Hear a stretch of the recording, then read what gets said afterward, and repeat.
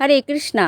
৮৮,০০০ ব্রাহ্মণকে ভোজন করালে যে ফল লাভ হয়, এই একাদশী পালন করলে সেই ফল লাভ করতে পারবেন। এই ব্রতকথা ব্রহ্মবৈবর্ত পুরাণে উল্লেখিত রয়েছে। সেই একাদশী পালিত হচ্ছে আগামী ২রা জুলাই মঙ্গলবার। সকলেই অবশ্যই পালন করবেন। আমরা সকলেই ১৮ই জুন মঙ্গলবার পালন করলাম পাণ্ডবা নির্জলা একাদশী। আর যে সকল কৃষ্ণ ভক্তগণ এই নির্জলা একাদশী ব্রত পালন করেছিলেন, তারা ২৪টি একাদশী ব্রতের ফল পেলেন এবং অবশ্যই তারা বৈকুণ্ঠ ধাম লাভের সুযোগ পেয়েছেন। নির্জলা একাদশী ব্রতের পরে যে একাদশী পড়েছে তা হলো যোগিনী একাদশী। এবার যোগিনী একাদশী ব্রত পালিত হচ্ছে ভারতসহ বাংলাদেশে ২রা জুলাই মঙ্গলবার। আজকের ভিডিওটির মূল পর্বের বিষয় হলো যোগিনী একাদশী কবে পালিত হচ্ছে, ১ জুলাই নাকি ২রা জুলাই, এবং একাদশী পরদিন পালনের সময়সূচি, একাদশীর দিন কি খাবেন কি খাবেন না, কি করবেন কি করবেন না, এবং পরদিন পালনের সময়সূচি এবং একাদশী ব্রত মাহাত্ম্য কথা।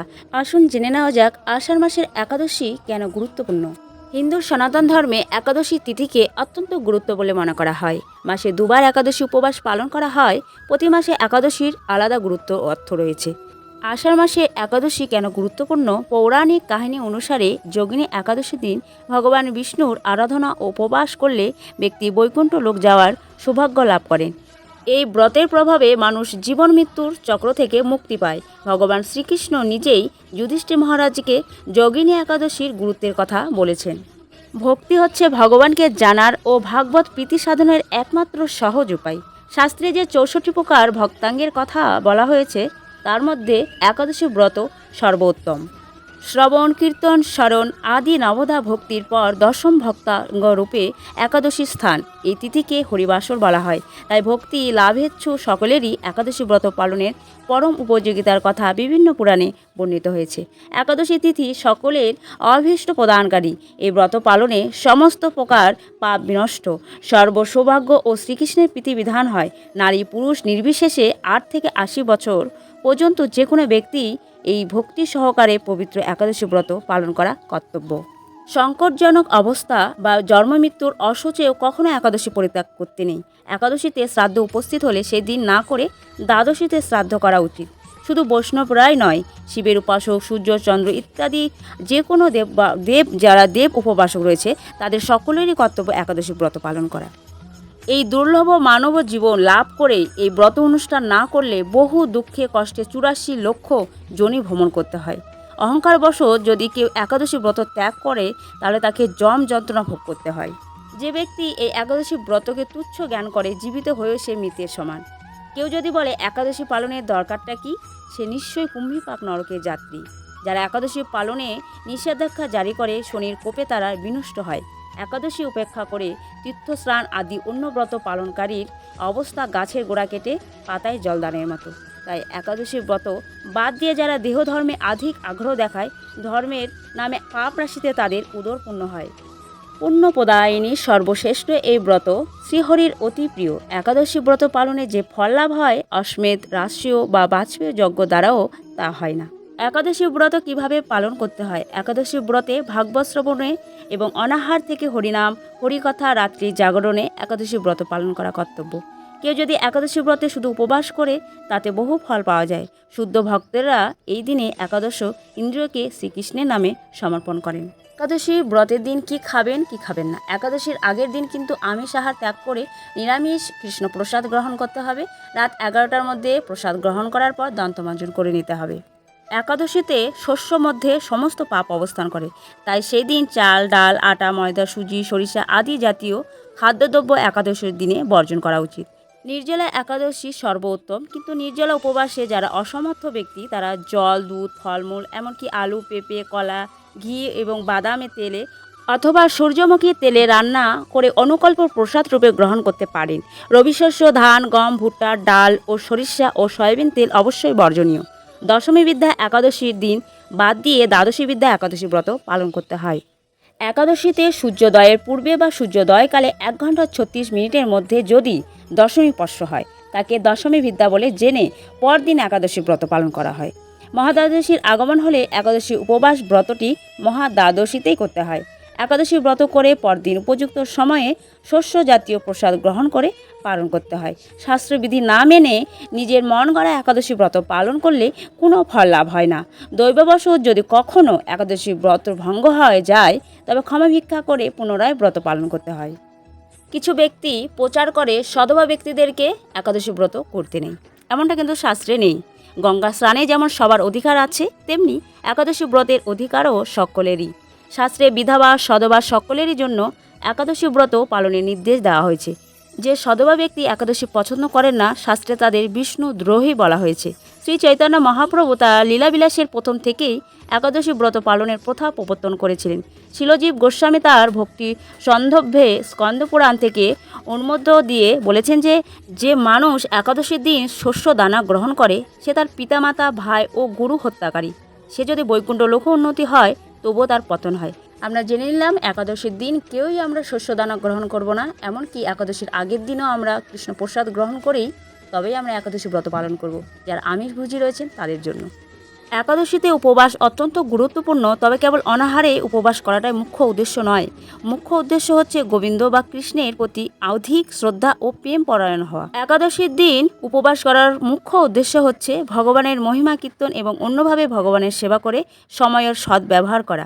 ভোরে শয্যা ত্যাগ করে শুচিশুদ্ধ হয়ে শ্রীহরির মঙ্গল আরতি অংশগ্রহণ করতে হয়।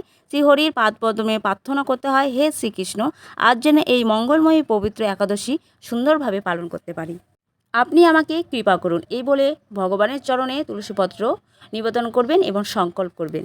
যে কাজগুলি একাদশীর দিন করা যাবে না: একাদশীতে গায়ে তেল মাখা, সাবান মাখা, পরনিন্দা, পরচর্চা, মিথ্যা ভাষণ, ক্রোধ, দিব্যনিন্দা, সাংসারিক আলাপ আদি বর্জনীয়। একাদশীর দিন কি করবেন?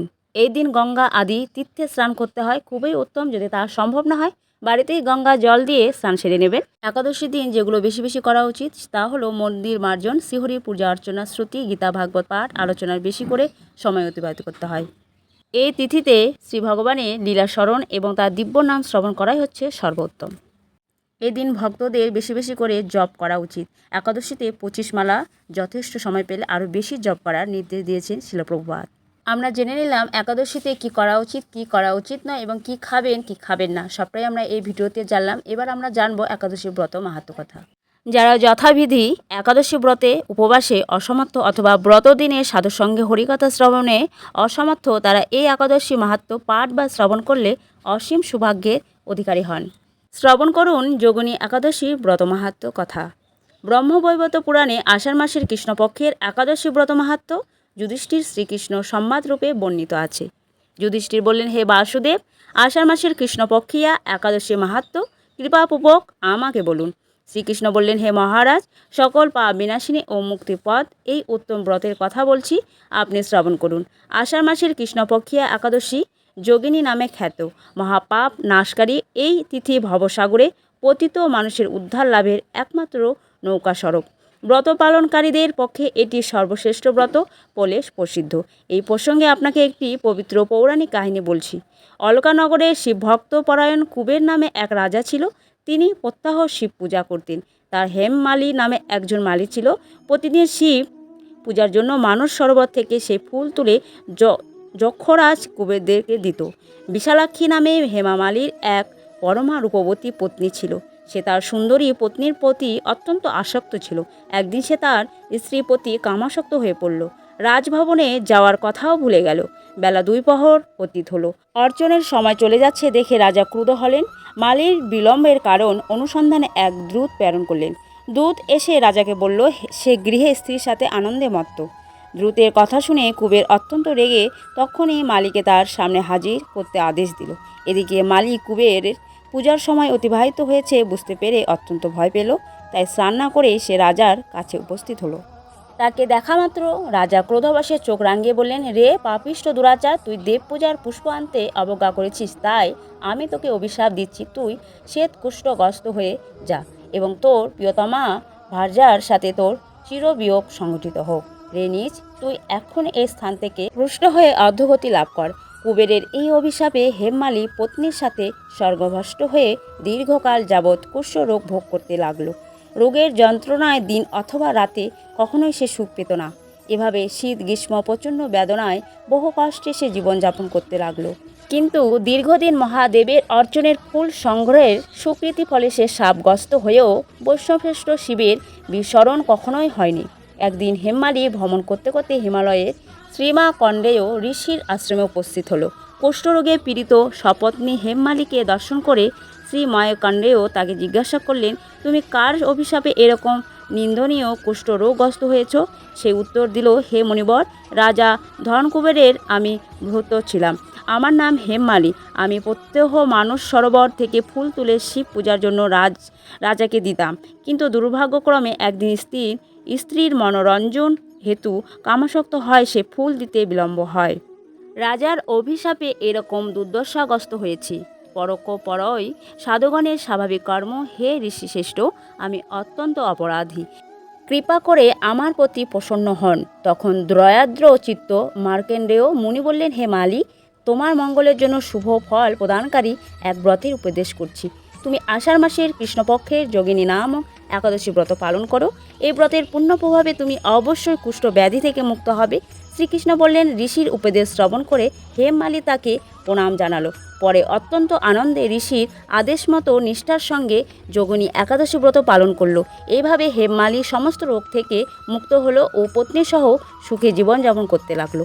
হে মহারাজ যুধিষ্ঠির, আমি আপনার কাছে এই ব্রত উপবাসের মহিমা কীর্তন করলাম। এই ব্রত পালনে ৮৮,০০০ ব্রাহ্মণকে ভোজন করানোর ফল লাভ হয়।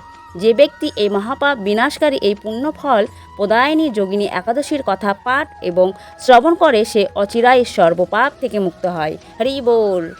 জেনে নিন একাদশীর পরদিন পালনের সঠিক সময়সূচি এবং একাদশীর পালন মন্ত্র। একাদশী ব্রত পালন করতে হবে ২ জুলাই মঙ্গলবার এবং পরদিন পালনের সময়সূচি হচ্ছে ৪টা ৫৭ থেকে ৭টা ১৩ পর্যন্ত। এই হচ্ছে যোগিনী একাদশী ব্রতের মাহাত্ম্য, সঠিক তারিখ এবং পরদিন পালনের সঠিক সময়সূচি। আপনারা যোগিনী একাদশী ব্রত পালন করুন, সঠিক সময়ে পরদিন পালন করবেন। নিজে একাদশী ব্রত পালন করবেন, বন্ধুবান্ধব আত্মীয় স্বজন পরিবার সকলকে উৎসাহিত করবেন। সকলেই প্রতিটি একাদশী ব্রত পালন করে ভগবানকে সন্তুষ্টি করে ভগবানের ধামে ফিরে যান। আজকের এই ভিডিওটি যদি আপনাদের ভালো লাগে তাহলে অনুরোধ রইল ভিডিওটিতে একটি লাইক করবেন, কমেন্ট বক্সে জানাবেন হরে কৃষ্ণ। সকলেই ভালো থাকুন। ধন্যবাদ। হরে কৃষ্ণ।